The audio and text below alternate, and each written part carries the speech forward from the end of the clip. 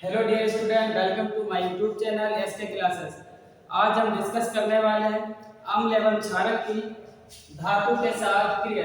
प्यारे बच्चों, हमारे यूपी बोर्ड हाई स्कूल में क्वेश्चन आता है अम्ल एवं क्षारक की धातु के साथ क्रिया कैसे होती है। प्यारे बच्चों, अम्ल एवं क्षारक की धातु से क्रिया को आज हम आसान शब्दों में समझेंगे।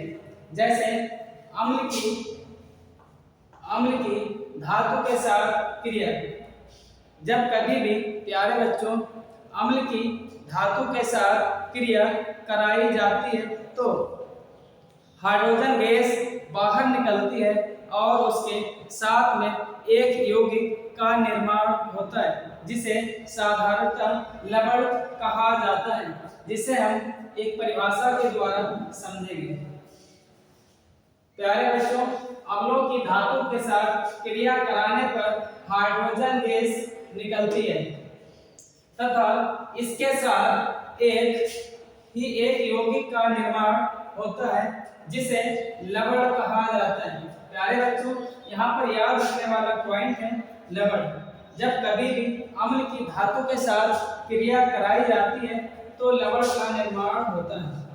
जैसे कि अम्ल प्लस धातु इनकी आपस में क्रिया कराई तो लवण प्लस हाइड्रोजन गैस निकलती हुई दिखाई देती है, जिसे हम एक समीकरण के द्वारा समझाने का प्रयास कर रहे हैं। जैसे 2HCl hydrochloric acid plus sodium धातु, जिसकी हमने आपस में क्रिया कराई है तो हमारे पास NaCl, जिसे आप साधारण नमक कहते हैं, प्लस हाइड्रोजन गैस बाहर निकल जाती है।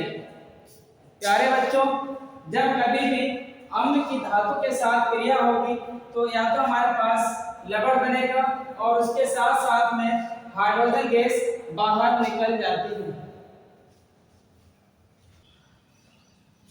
प्यारे बच्चों, अभी हम पढ़ रहे थे अम्ल एवं क्षार की धातु के साथ क्रिया। अब हम समझने वाले हैं क्षारक की धातु के साथ क्रिया।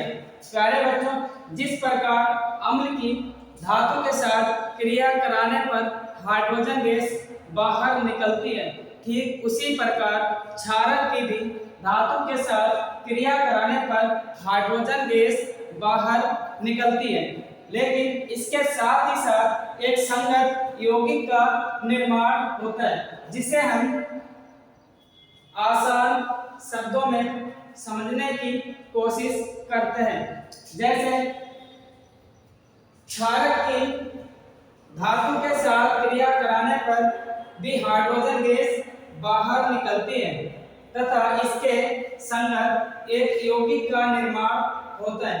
प्यारे बच्चों, पीछे अभी हम पढ़ रहे थे अम्ल की धातु के साथ क्रिया कराने पर संगत यौगिक जैसे कि लवण का निर्माण हो रहा था, ठीक उसी प्रकार यहाँ पर भी एक यौगिक का निर्माण होता है, जिसे हम एक समीकरण के द्वारा समझने की कोशिश कर रहे हैं।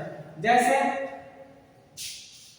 2NaOH यानी कि सोडियम हाइड्रोक्साइड का जलीय विलयन प्लस जिंक का सॉलिड चूर्ण के साथ जब कभी भी मिलाते हैं तो Na2ZnO2, जिसे सोडियम जिंकेट कहा जाता है, यौगिक के रूप में प्राप्त होता है और उसके साथ ही साथ हमें हाइड्रोजन गैस बाहर की ओर निकलती हुई प्रतीत होती है, या हम कह सकते हैं कि दिखाई देती है।